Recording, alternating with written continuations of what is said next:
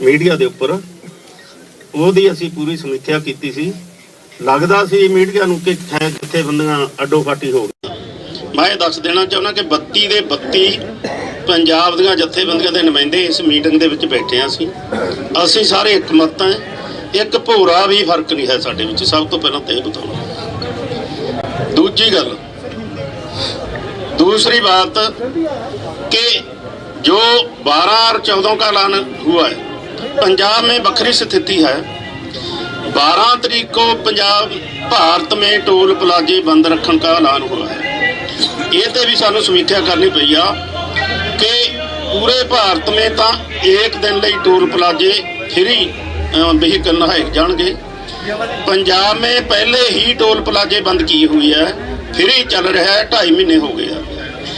ये फैसला 12 को लिया गया कि जेड़े टोल प्लाजे अजय नहीं बंद हुए पंजाब में, सारों को बंद कर दिया जाएगा 12 तारीख को। जिन्ने भी टोल प्लाजे पंजाब में है, कुछ टोल प्लाजे खाली पड़े से, हुण 12 तारीख को एक भी प्लाजा यह जा नहीं हो जेड़ा ना बंद। ये 12 तारीख का फैसला है। 14 तारीख के डिस्ट्रिक्ट दफ्तरों अगे, मतलब DC दफ्तरों अगे धरने देने का ऐलान हुआ है पूरे भारत में। पंजाब एक बखरी स्टेट है क्योंकि आंदोलन पंजाब से शुरू हुआ। पंजाब में टोल प्लाजे ही बंद है, मॉल भी बंद है। बीजेपी के लीडरों के घर आगे धरने भी जारी हैं। एक बखरा ये होगा 14 तारीख को कि जिन्ने पंजाब के DC हैं उन्होंने पहले भी चलते रहेंगे, तो नया ये होगा कि DC दफ्तरों के अगे भी धरने पूरे पंजाब में दिए जाएंगे। अगली बात यह है कि पंजाब दीयां 30 जथेबंदियां ने पंजाब से जो बैठे से रेलवे ट्रैक तो उठकर असी रेलवे पार्क में चले गए थे और 10 तारीख आज 10 दिसंबर तक का अल्टीमेटम दिया हुआ था कि मोदी जी ने साड़ी बात ना सुनी, तिन्ने कानूनों को रद्द ना किया तो 10 तारीख को मोड़ के रेलवे ट्रैक पर सारे धरने आ जाएंगे, मुड़ रेलवे ट्रैक बंद हो जाएगा।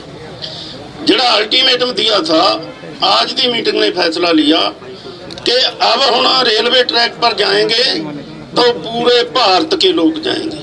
ये फैसला जिहड़ी उपरली संयुक्त किसान संयुक्त मंच उन्होंने ऐलान करना, उसकी डेट उन्होंने तय करनी है। रेलवे पार्कों में चलते धरने बिल्कुल अगले ऐलान तक जारी रहेंगे। ये 3-4 फैसले आज असी लिए है, सर्वसम्मति से लिए है, तो इन्होंने फैसलों को लागू करने के लिए पूरी तैयारी है पूरे भारत में, पूरे पंजाब में। देखो बखरी किस्म का आंदोलन पंजाब में चल रहा है। जिहड़े मैं पहला गल्लां बताइयां कि कित्थे कित्थे धरने चलते हैं और DC दफ्तरों भी होंगे, तो जिहड़ी लैन पंजाब से दिल्ली से आ रही है वो भी जारी रहेगी। देखना चाहिए कि ऐसा आंदोलन है पंजाब में, इसे करके पंजाब राह सिरा बनया हुआ पूरे भारत को आंदोलन का कि सारे दे सारी एजिटेशन ज्यों त्यों लाखों किसान पंजाब के दिल्ली में बॉर्डर पर ते सप्लाई लाइन भी जारी है, तो बिल्कुल धरने भी जारी है। जिहड़ी बात तोमर जी ने अज प्रेस कॉन्फ्रेंस की है वो राजेवाल जी बोलणगे। जे आ फैसलों के नाल किसी का सवाल होया उसका जवाब मैं दूंगा। एक बात कहनी चाहूँगा, प्रधानमंत्री जी कह रहे हैं कि गलबात जारी रहनी चाहिए, हम भी कहते हैं गलबात जारी रहनी चाहिए। और खेती मंत्री के साथ 6 मीटिंगां हो चुकी हैं। वो कह रहा जे किसान जथेबंदियों अमेंडमेंटा को मनणगे तो बातचीत होगी, नहीं होगी। मोड़वी शर्त साढ़े पर एक फिर ला दी जाती है, इसको असी निंदा करते हैं। तो बीजेपी के जोड़े लीडर हैं, साढ़े मंत्री जी हैं, उन्होंने कहिए कि जैसा आंदोलन है एकजुट होइए। प्रधानमंत्री कुछ होर बोल रहे हैं, खेती मंत्री कुछ होर बोल रहे हैं, गृह मंत्री कुछ होर बोल रहे हैं। बेनती है, अपील है कि एकजुट होकर फैसला लिए। असी एकजुट हाँ, साडी चुनी हुई सरकार भारत दी नूं एकजुट होकर एक कोई किसानों के पक्ष में फैसला लेना चाहिए। राजेवाल जी आज की उनकी प्रेस कॉन्फ्रेंस, उसके पहले सेंट्रल गवर्नमेंट को हम इन पूरे संगठनों की तरफ से चेतावनी देना चाहते हैं कि पंजाब से, उत्तराखंड से और दूसरी जगह से लोग जो इन धरनों में आ रहे हैं उनको रास्ते में हरास किया जा रहा है। रामपुर में उत्तराखंड से आते हुए कुछ ट्रैक्टर ट्रॉली और छोटी गाड़ियों को रोका गया है।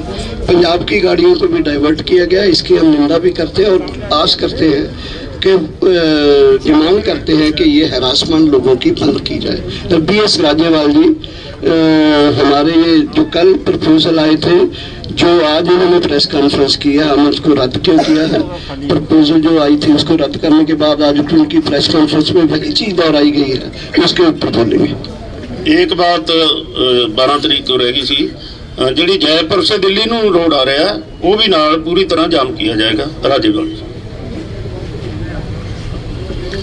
पत्रकार भाइयों, अभी अभी प्रेस कॉन्फ्रेंस खत्म हुई है कृषि मंत्री और श्री रेलवे मंत्री श्री पीयूष गोयल की, और ये पहली बार हुआ है, बहुत बड़ी बात उनके मुंह से खुद निकली है कि उन्होंने ये एक्ट जो कॉन्करेंट लिस्ट में 33 नंबर आइटम है ट्रेड एंड कॉमर्स के लिए बनाया है, और ट्रेड एंड कॉमर्स किसानों का विषय नहीं है। और ये हमने जो कहा था कि एग्रीकल्चर स्टेट सब्जेक्ट है, स्टेट लिस्ट में 14 नंबर पर दर्ज है।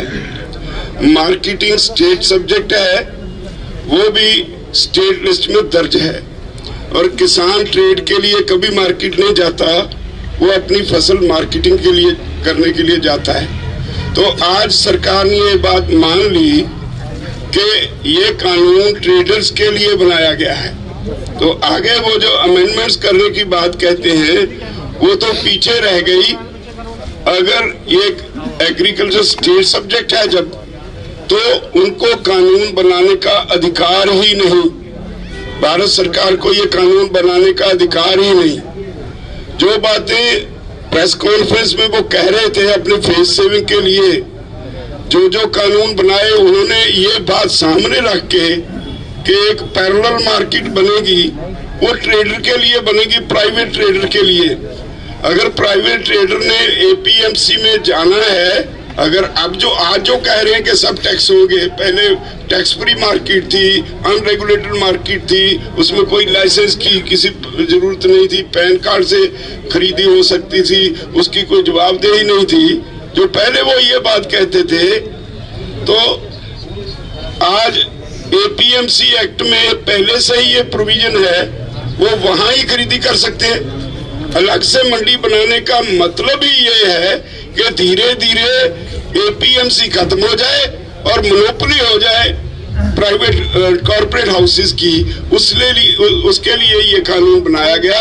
ये बात आज स्पष्ट तौर पर दोनों मंत्रियों ने प्रेस कॉन्फ्रेंस में कह दी कि हमने ये ट्रेड और कॉमर्स के लिए कानून बनाए हैं। इसलिए हमारा केस 100% साबित हुआ। भारत सरकार जानबूझकर किसानों को यहाँ बिठाए बैठी है। वो एक तरफ कहते हैं हम बातचीत के लिए अपील करते हैं, बातचीत उनकी तरफ से टूटी है। हमारा सीधा सीधा सवाल है कि agriculture state subject, repeal this acts, बहुत क्लियर बात है। तो जो आज उन्होंने मान ली, बाकी उन्होंने जो स्कीमें पुरानी, वो पॉलिटिकल लोगों की आदत होती है, वो सारी गिना दी कि हम ये पैसे देते हैं किसान को, एक यूरिया ब्लैक में नहीं मिला, ऐसे क्लेम्स करते हैं। उस पे जाना मैं ठीक नहीं समझता। सबसे बड़ी बात आज की उनकी प्रेस कॉन्फ्रेंस यही रही कि उन्होंने कहा ये ट्रेड और कॉमर्स के लिए कानून बनाए हैं, क्योंकि ये किसानों के लिए नहीं बनाए गए, कॉर्पोरेट्स के ट्रेड के लिए कानून बनाए गए हैं। धन्यवाद। इसमें 3 पॉइंट और मैं जोड़ना चाहता हूँ कि तीनों कानून जो है, ठेका खेती का, प्राइवेट मार्केट और जखीरेबाजी को बढ़ाने का जो कानून बनाया है, ये तीनों चीजों के हम प्रिंसिपली विरोध में हैं। एक तो जो राज्यपाल जी ने बोला जो स्टेट सब्जेक्ट है, और तीसरा तीनों कानून में 3 ऐसी चीजें हैं जो ट्रेडर्स के लिए हैं, कॉर्पोरेट्स के लिए है, इसलिए हम विरोधी हैं। राज्यपाल जी, एक उन्होंने कहा है कि किसान की जमीन की कुर्की नहीं होगी। आज उन्होंने प्रेस कॉन्फ्रेंस में, मैं ये एक्ट जो उन्होंने बनाया उसकी 14(7) मद है, उसे पढ़ के सुना रहा हूँ आपको। The amount payable under any order passed by the sub divisional authority or the absolute authority as the case may be recovered as areas of land revenue. Arrears of land revenue जो declare कर दिया, इसका मतलब है कि जमीन की कुर्की होगी, ये एक्ट में लिखा है।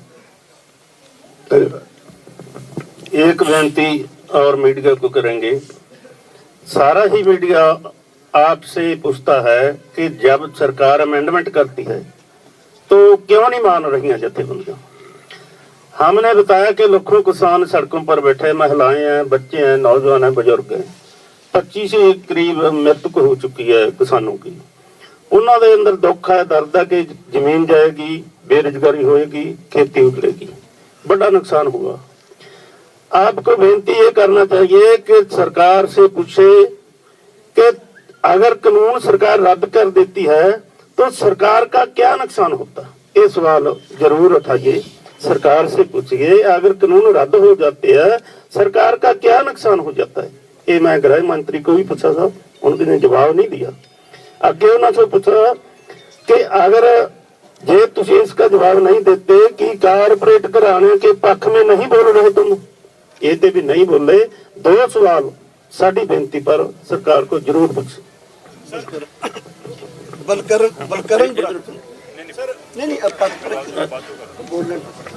बराड़ जी, देखो सभी बातें हैं जो राज्यपाल साहब, बूटा सिंह जी ने और डॉक्टर साहब ने बड़े विस्तार से बता दी है।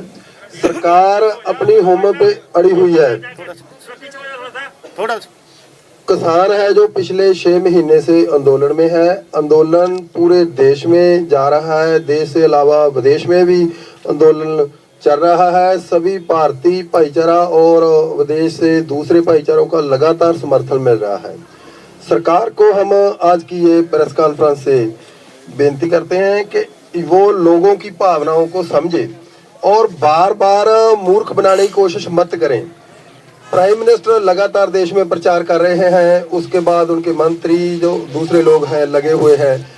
एक तरफ बात भी की जा रही है कितना दोगलापन है सरकार का, एक तरफ किसानों से बात की जा रही है, 6 दौर की बात सीनियर लेवल से हो चुकी है, उसके बाद भी वो प्रचार अब किए जाए। जो प्रेस कॉन्फ्रेंस की आज की बात राज्यपाल साहब और डॉक्टर साहब ने रखी है उसमें आपको भी भलीभांति मालूम है। आप मीडिया को भी ये बातें हैं जो जैसे बूटा सिंह जी ने कहा है, अगर सरकार को ये रद्द करती है उसका क्या नुकसान